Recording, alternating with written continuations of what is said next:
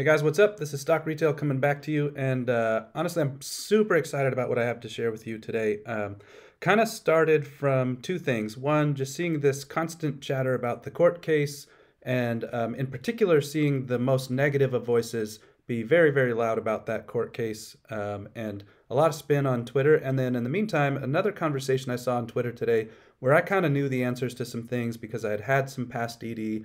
And I knew that our case is extremely bullish, but of course we've got Shorty trying to convince apes otherwise. So today I am going to put in your hands, maybe in a little bit of a fresh way, some information that's just going to completely kill some FUD. You know that I like to do that here. Completely fact-based. I'm going to even tell you how you could even go fact-check me on this so that there's no trust me's here.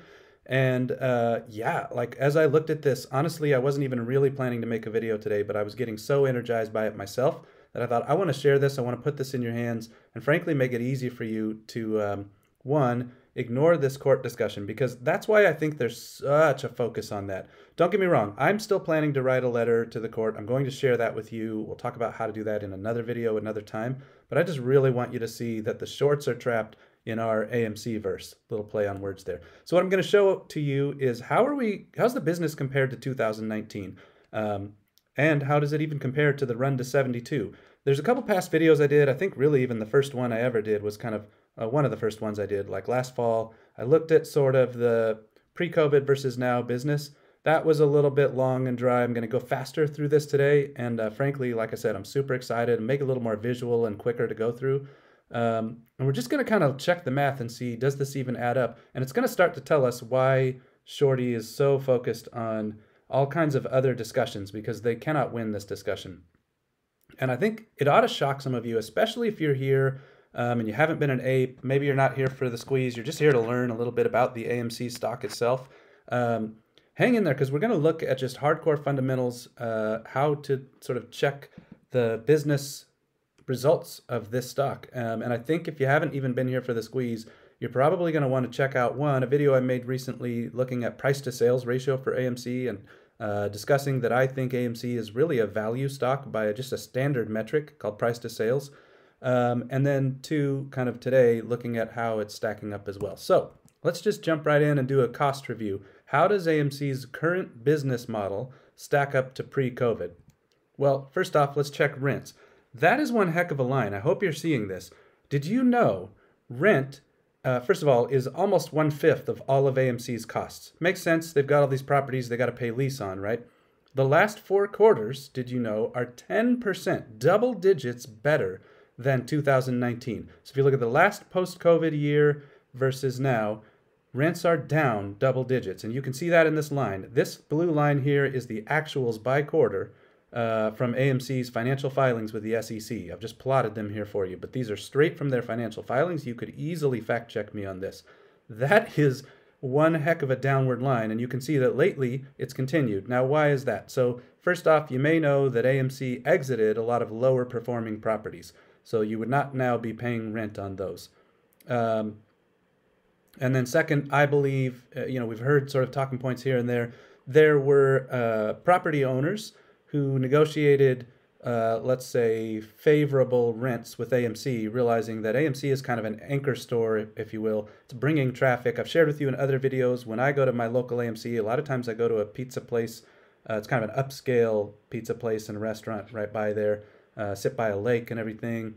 And so, I really only go to that restaurant when I go to an AMC. Well, AMC is then benefiting that property holder by keeping not only AMC in business, but keeping other businesses around them in business. So they've gotten some favorable rents. You can see that.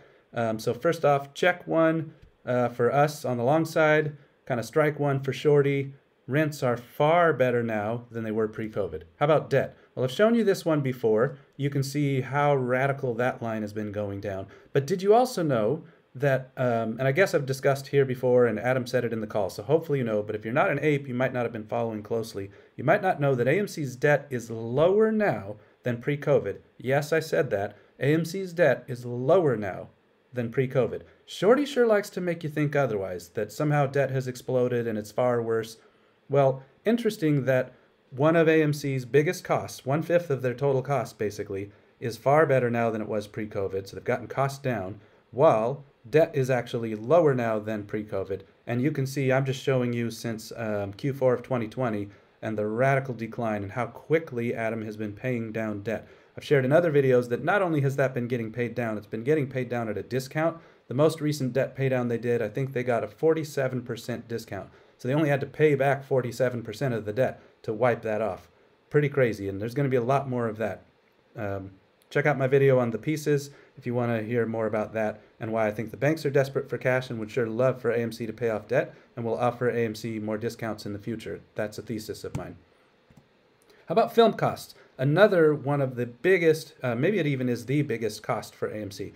Well, let's look. So 2019, for our admissions, when you bought a ticket, AMC was giving back 58% of that ticket to the studios who made the movie. The last 4 quarters, AMC has only been giving back 48%.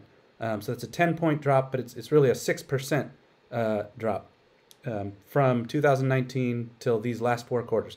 So AMC is giving back significantly less of a percent of our ticket sales back to the studios. And I think that's in 2 reasons. One, we're going to discuss in a minute how much are we paying for those tickets. So that's shifted a little bit. And then 2, I think the studios realized, you know, they like making money and they've been making a lot of money lately on movies. And it sure helps to make money on movies if you have movie distributors like AMC. So I think the studios have also negotiated some friendly rates for the movie distributors. So, by the way, this also is in their financial filings, as was the debt. Everything I'm taking and sharing with you here is straight out of SEC filings from AMC, and you could get this. Let's look at revenues. Did you know that AMC's admissions per person, what we pay per person, look at how steep that is up and to the right. Now this chart goes all the way back to 2018, but you can see it was pretty flat back then. So really from 2019 here that I'm hovering over till now, you can see in 2019 around the globe, so that's also translating European sales, people paid about $9.25, so it's $9.26 a person for a ticket. But now, and then now we are paying $10.94 a person per ticket. That's almost a 20% increase, an 18% increase from post-COVID until now. We're paying far more when we go to movies, and that has not been slowing down. So you can actually see there was a dip here. That was because AMC had like a whole week of like $5 movies. If you recall, last fall there was kind of a real lull in movies being released. I want to say it was kind of September-ish, might have been October. I think it was September. And so that was this big dip. It also had to do with the euro dropping, but look at how we bumped right back up. So we it's almost like that was temporary, and I could draw a line across the top here that looks pretty consistent. We're basically paying around $11. So this last 4 quarters is including this dip, so the average is actually lower than the recent trend. The recent trend, you can see we're getting close to $11.50 a person, which would probably be more like a 30% increase or something from pre-COVID to now. So we're paying way more per ticket than pre-COVID, and we're showing that there is support for that. There's demand for tickets at that price. How about food and beverages?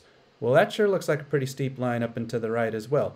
I hope you're getting the trend so far. All the costs have trended very steeply down, while the revenues have trended very steeply up. That sounds like a business that I would want to invest in. I don't know about you. So the last 4 quarters, AMC's food and beverage spend per person was 38% higher than pre-COVID. Look at that. $4.79 we were spending per person before COVID, $6.63 recently. And same kind of issue here where you see that dip last Q3, but then the recent trend is far higher. So if I do this video again in 3 months or something, you are going to see, I believe, just a far higher rate than this $6.63 per person. But, you know, I'm giving you straight facts. I don't want to give you bias here. Well, you will get bias. I'm biased to the long side. But I don't want to give you distortion, unlike Shorty.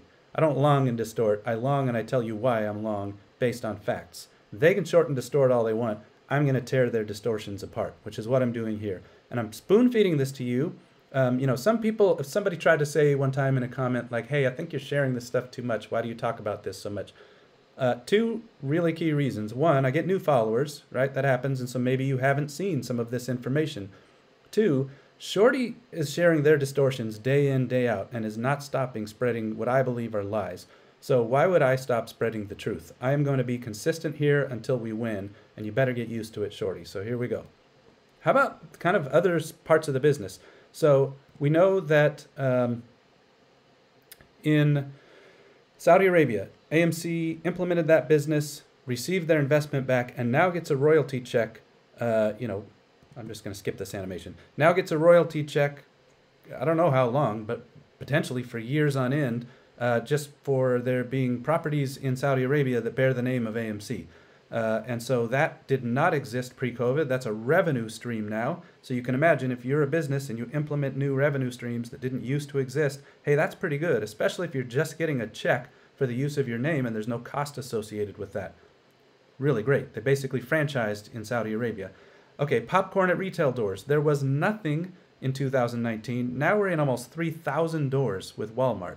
And we know that more is coming. I think it's like a 6-month exclusive window with Walmart. And then Adam has said he wants to branch out to other retailers. Maybe we are at pick your grocery store that's in your area or 7-Eleven or something, and this keeps expanding from there. And we've seen that stuff is just flying off the shelves.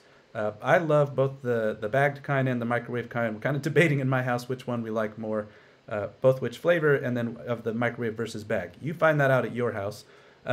I didn't even put on here AMC On Demand. I know that that's still fairly small for AMC, so I didn't put that on here. But side note, AMC On Demand did not exist before. Now that exists. I'd love to see APES kind of, support that a little more personally. I think we could continue to add to AMC's revenue if we were renting and buying streaming movies from AMC. The credit card did not exist pre-COVID. There were 80,000 people that had initially signed up to be notified when the credit card went live. I don't know what the actual amount is that signed up for the credit card, but if that's any gauge of interest, right off the bat, before the credit card even existed, 80,000 people wanted to know about it. I was one of those. I have the credit card in my wallet right now. That did not exist pre-COVID. Online merch, you've seen the tumblers get sold out. I've complained about that on this channel a few times that I want to get one of those tumblers. I guess I ought to check. I haven't checked in a few days. But we saw blankets and t-shirts and hats and all kinds of things selling out when that went live. And I know I've seen more purchases since then from you guys. That did not exist pre-COVID, and here we are selling out of that. And then an interest in a gold mine. I've shared in other videos, but boy, what better investment in a time of heavy inflation and the dollar, which looks like it's falling apart, and a banking crisis. What better investment than a gold and silver mine? And I continue to hope they may find lithium. We will see. None of that existed pre-COVID. All of it exists now. So if we kind of just run through the list, I'm saying it's 10 for 10 on really key business items that are far better now than pre-COVID. Rent, I told you that's a fifth of all of their expenses, has gone from $968 million in the year of 2019 to the most recent year, the most recent 4 quarters, which includes 1 quarter of 23 and then 3 of the quarters of 22. That was $869 million. So rent's down 10%. That's better now than pre-COVID. Debt was, like I said, the $4.91 billion. Now it's 4.86. Better now than pre-COVID. Film costs as a percent of admissions are down 6%. Better now. Admissions per person up 20%. Better now. Food and beverage per person up almost 40%. Better now. You get what I'm saying. Saudi licensed business didn't exist. I just went through that. Popcorn at retail doors, the credit card, the online merch, the interest in the gold mine. I'm flying through these, but you ought to just hear bullish, bullish, bullish, bullish, bullish, bullish, bullish. Costs are better now, and revenue per person is tracking way better. What do you think happens when there starts to be more movies? It's going to be bonkers. All right. So the question is, does the math add up? In other videos, I've shown you the industry trend. So if I was to, I know this is probably very small on your screen, so I'll just hover here. There's a mark here, actually here. This part here is where, this is the box office, where Q1 ended, Q1 of 23 that's actualized. And then the rest of these are forecasts. If you haven't been around much, I've been very accurate on my box office forecasts. Hopefully I can continue that trend. No promises. But as we finish Q2, that will be the first time that any 4 quarters in a row have added up to $8 billion at the domestic box office since COVID. So that's a pretty big deal. And then you can just see it's just up and to the right from there. And if I was to take this through 2024, it actually continues to get bigger. So the industry itself is getting far better, and you can just see that up and to the right. I just walked you through how the 3 biggest costs, maybe not the 3, I suppose you've got something called SG&A, so you'd have to talk about the cost of AMC's employees. But 3 of the biggest costs in AMC's entire model, I've talked to you before about how those are kind of fixed costs. I suppose the film costs are variable, but those three biggest costs are far better now than pre-COVID, while the industry is up, while admissions per person are way up, and I didn't even really talk in this video, I guess I touched on it, how the property mix is far better. They've kind of cut loose poor performing properties and have now kind of started to get to the place where those aren't really in the business model, those aren't in the costs. I'm showing you a picture here of AMC Topanga. That's a brand new construction that I think came up, we're getting close to maybe a year now. I know they're about to open the Boston ArcLight, that's a new property. So just the rotation of poor performing properties out and great performing properties in has greatly enhanced the overall sort of quality of AMC's business. Food and beverage sales are way up per person. We have these other business lines that never existed before.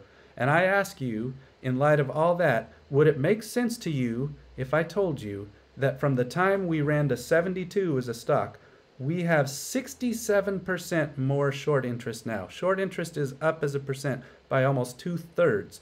When the stock ran to 72, short interest was about 15% of existing shares. Currently, the short interest is 25%. I just showed you how the business is improving. So AMC is bringing its costs in line, it's bringing its revenues up, it's implementing new businesses, it's getting more per person, and the overall industry is up, and yet short interest is up 67% since the time we ran to 72. I don't think, if you're going to leave some comments, you need to ask whether I believe in a squeeze or not. I hope that this picture right here tells you whether I believe in a squeeze or not, and whether I believe shorts, why I believe shorts are getting you so focused, talking about the minutia of 900-page documents from 2013. The page I'm showing you now is the business. This is why I would invest in a stock. I don't go read 900 pages on Amazon from 2013 if I decide to invest in Amazon. I look at their revenues, I look at their cost, I look at their trends. I'm showing you that for AMC.